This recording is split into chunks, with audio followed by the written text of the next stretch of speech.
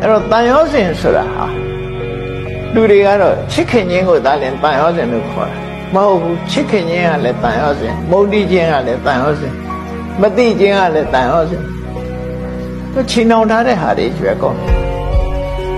အများဖြင့်တန်ရောစဉ်ဆိုရင်တဏှာပဲတူရထင်းနေကြမဟုတ်တန်ရောစဉ်10မျိုးရှိတယ်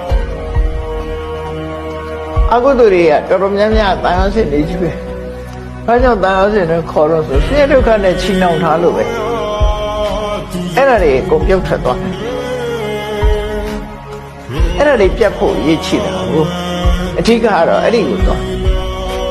မြတ်စွာဘုရားတရားတော်ကအဲ့ဒါဖြတ်တာပဲအဲ့ဒါဖြတ်တာဘာနဲ့ဖြတ်တာတော့ဆိုအမှန်ကန်ဆင်ញင်သုံးသပ်ခြင်းဖြင့်ဖြတ်အဲ့ဒီလိုမှန်ကန်ဆင်ញင်သုံးသပ်နိုင်မှုကပညာလို့ခေါ်တယ်အဲ့ဒီပညာအမြတ်ဆုံးပဲ